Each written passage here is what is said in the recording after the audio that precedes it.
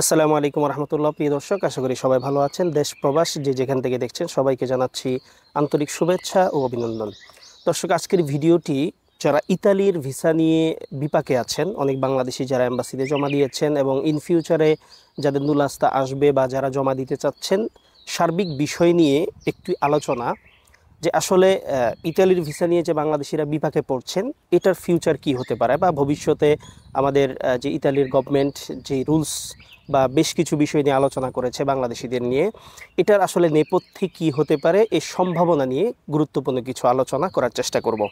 প্রথমত হচ্ছে, Italy embassy বাংলাদেশে প্রচুর পরিমাণে ফাইল জমা আছে, আপনারা জানেন, এবং অনেকেরই জমা আছে আমাদের পরিচিত, যারা আসলে খুব টেনশনে আছেন। আসলে প্রথমত বিষয় হচ্ছে, দেখেন, একই সাথে নুলাস্তা উঠে অনেক ইন্ডিয়ান, নেপালি, তারপরে হচ্ছে পাকিস্তানি, ইভেন আমরা দেখেছি যে ইজিপশিয়ান থেকে শুরু করে অনেকেই ইতালিতে চলে এসেছেন। এমনকি 2024-এর কোটার নুলাস্তা দিয়ে অনেকে এসেছেন, বাট এখনো পর্যন্ত বাংলাদেশের এম্বাসির যে জটিলতা, এই জটিলতা এখনো পর্যন্ত সারেনি। এবং বর্তমানে যেটা খুব স্লো মোশনে ভিসা ডেলিভারি দিচ্ছে, এই ভিসা ডেলিভারিটা খুব দ্রুত আশা করা যায় ঠিক হয়ে যাবে।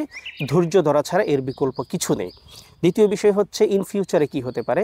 আসলে ইতালি নিয়ে যারা ভাবছেন, অনেকে জমা দিয়েছেন, এখনো পর্যন্ত অপেক্ষায় আছেন। আসলে ইতালির বিষয়টা একটু ভিন্ন, কারণ হচ্ছে ইতালিতে যারা আসতে চান, তারা আসলে নিজের আত্মীয় স্বজন বা পরিচিতজন থাকে বিধায় আসতে চান।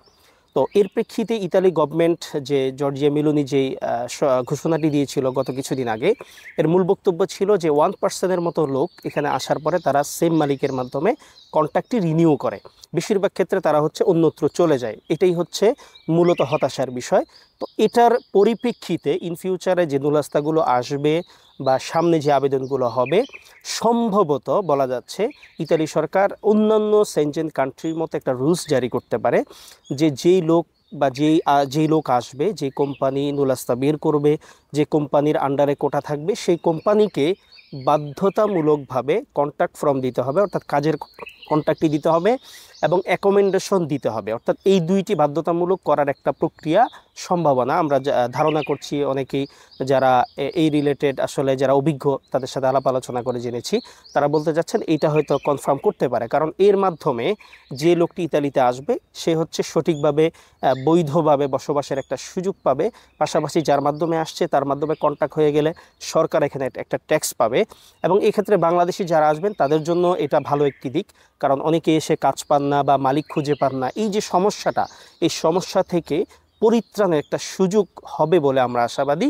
তবে সার্বিকভাবে আমরা দোয়া করি এবং আমরা চেষ্টা করি, এবং আমরা যাতে করে বাংলাদেশিদের যে ভিসার জটিলতা, এই জটিলতা যেন খুব দ্রুত সমাধান হয়ে যায়। আমরা সবাই দোয়া করব, সবাই যার যার পক্ষ থেকে বিষয়টি দেখব।